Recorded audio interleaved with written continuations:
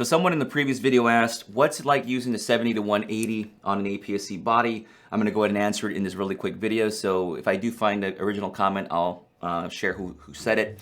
But it was a great question. I said, crap, I gotta send this back in a few hours. I might as well go ahead and mess around with it a little bit because I only tested out on the A9. So I went ahead and tried it on the 6600 and the a6000.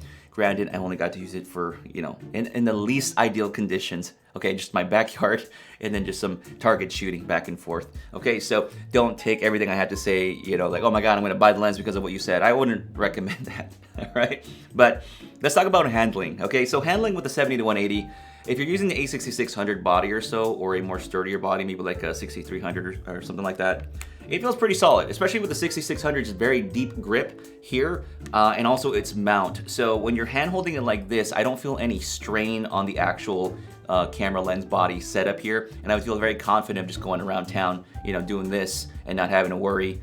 But it's a very different story on the plasticky build of the a6000, for example. I wouldn't necessarily go ahead and do that on the a6000. Granted, it is still very lightweight. So in terms of handling, it feels very right at home, like it was really well designed for it. Now this lens does remind me of the 70 to 300, which is this guy over here.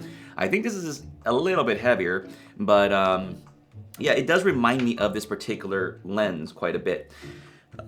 So 70 to 180, what do I like about it on APS-C? It's bright. You're gonna get more reach. Remember, there's a crop factor of 1.5, so we're going for about 100 to 270 millimeters.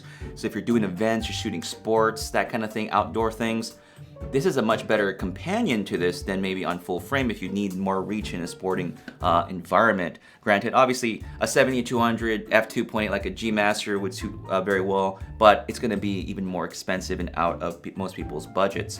But when I was shooting out in the backyard, something I noticed when I was shooting full frame with this lens is that it just makes the process of taking photos so much more fun and easier to do in a very strange way. Instead of trying to carry and lug a much heavier lens of over 3.3 pounds or so, it's just a really fun experience of just going out, shooting, and not worrying about the weight disrupting, preventing you from being able to take photos. It is obviously strange that you got a really long lens on a small tiny camera body, but it's not as bad as you might think if you ever get the chance to try it out. Granted, it's a little bit different than this one here. This is your very basic kit lens, the 55 to 250. This is obviously a lot smaller and more compact, but you're gonna get a lot more fun and use out of the 70 to 180 in terms of a purpose-designed lens.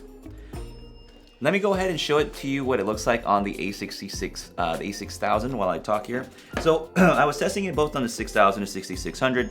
Obviously the 6600 has a much more modern autofocusing system, but I found the autofocusing both in AFC was very good on both. I did not feel hesitation on either systems, but here it is on the a6000 for those of you curious about it that have an a6000.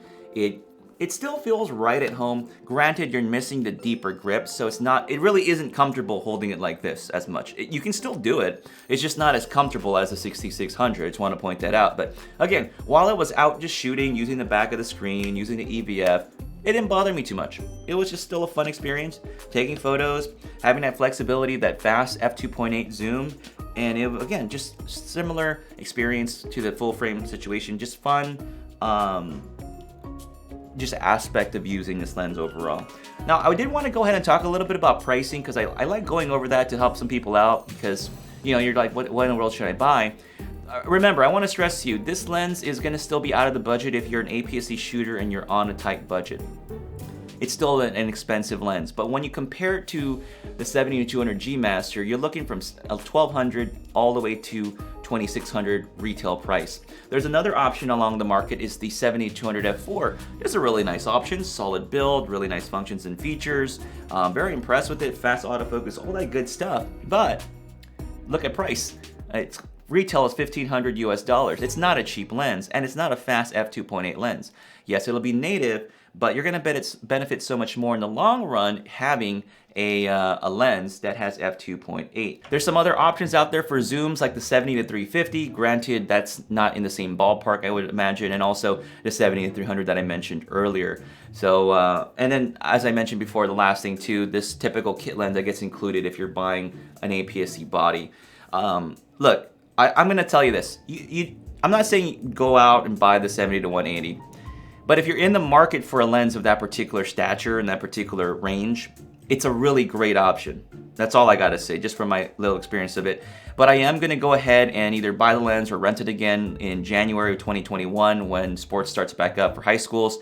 I am gonna try it out both on APS-C and full frame, and then come back with you with an update video to let you know how the experience was. Look, I just can't, there's just not the environment to really test these things out right now for what I do, so I can't really give you a full-on sort of experience of using these lenses. But if you still have your kit lens, your 55-250, you can still get a lot of use out of this, especially with daylight type work in photography. It's not great optically, but it'll get the job done for little things here and there. But again, I'm not trying to tell you just go out there and buy it. I'm just letting you know, great option if you're in the market for one and you're not wanting to spend so much on the G Master.